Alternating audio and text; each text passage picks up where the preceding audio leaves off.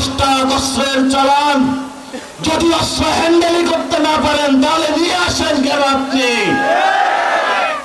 বর্তমান বাংলাদেশের আমাদের যে সংসদীয় ব্যবস্থা রয়েছে, শেখ হাসিনা মতন একজন খুনি ফ্যাসিস্ট সরকার আমাদের সামনে বারবার ফিরে আসবে, যার হাতে বিচারালয়ের ক্ষমতা, যার হাতে সংসদীয় ক্ষমতা, যার হাতে নির্বাহীর ক্ষমতা। এই জন্য আমরা পাওয়ার ব্যালেন্সের চেক করার জন্য পিআর পদ্ধতিতে উচ্চ কক্ষের নির্বাচন চেয়েছি। কিন্তু যারা ফ্যাসিস্ট ক্ষমতার কাঠামোতে থাকতে চায়, তারা এই বিষয়ে জনগণকে ধোঁকা দেওয়ার চেষ্টা করছে। রাজপথে ঐক্যবদ্ধ থাকবেন। RICL TMX, যুগের পর যুগ স্থাপনা থাকে মজবুত। বাংলাদেশের মানুষ নতুন সংবিধান সংস্কার এবং শেখ হাসিনার বিচারের টিকিট নিয়েই ঘরে ফিরবে ইনশাআল্লাহ। প্রিয় নেত্রকোনাবাসী, প্রিয় বাংলাদেশবাসী, বাংলাদেশে অসংখ্য হত্যাকাণ্ড ঘটেছে, অসংখ্য ঘটনা ঘটেছে। এর মধ্যে বড় একটি ঘটনা হলো 10টা অস্ত্রের চালান, যদি অস্ত্র হ্যান্ডেলই করতে না পারেন তাহলে নিয়ে আসেন কেন আপনি? আমাদের দক্ষিণ এশিয়াতে এই অস্ত্র কাহিনীর কারণে বাংলাদেশ সার্বভৌমত্বের হুমকির মধ্যে পড়েছে। অসংখ্য মানুষের জীবন বিপন্ন হয়েছে, পার্শ্ববর্তী আঞ্চলিক সংঘাত বিরাজ করেছে।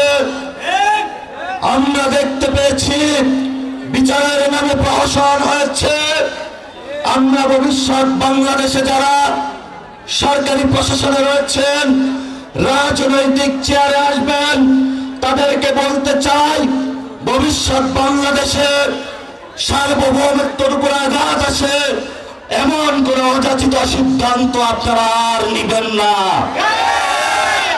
আমি বাবর ভাইকে সম্মান করি, তারা নির্যাতিত নেতা, কিন্তু আপনার ওই কাজ আমি সমর্থন করি না। কারণ আপনার এই কাজের কারণে বিএনপি ক্ষমতায় আসতে পারে না। হাসিনার মতো একজন খুনি ফ্যাসিস্ট ক্ষমতায় এসেছিল। গত 15 বছরে যারা বিএনপির নেতা কর্মী নির্যাতিত হয়েছিল, আমার ভাইদের উপর রক্ত চালিয়েছিল, গুলি চালিয়েছিল, এর জন্য ইতিহাসের কাঠ গড়ায় আপনিও দায়ী থাকবেন। আমরা শান্তি চাই, আমরা অশান্তি চাই না। বাংলাদেশে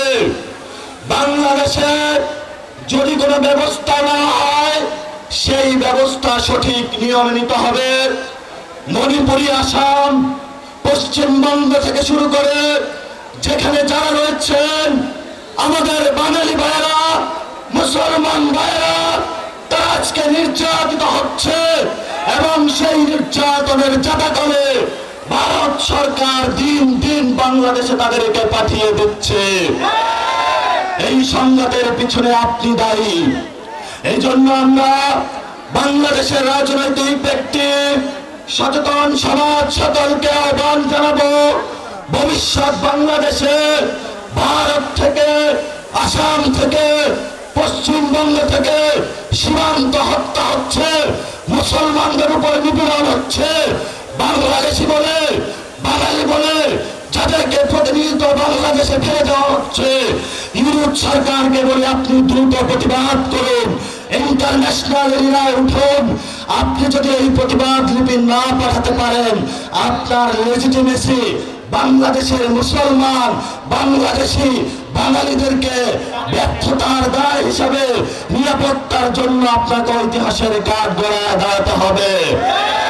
এই নেত্রকোনাবাসী কথা অনেক বলেছি, আমরা শান্তি চাই, আমরা যুদ্ধ চাই না। আমরা মানুষের অধিকার চাই, আমরা মানুষের শান্তি চাই, আমরা মানুষের সাম্য চাই, আমরা মানুষের মানবিক মর্যাদা চাই, আমরা মানুষের ন্যায় বিচার চাই, আমরা নারীদের অধিকার চাই, আমরা আলেমদের অধিকার চাই, আমরা একটি সুন্দর বাংলাদেশ উপহার দিতে চাই। সেই লড়াইয়ে নেত্রকোনাবাসী আমাদের সাথে থাকবেন, বাংলাদেশ আমাদের সাথে থাকবেন। জনতার জয় হবে। ইনকিলাব জিন্দাবাদ।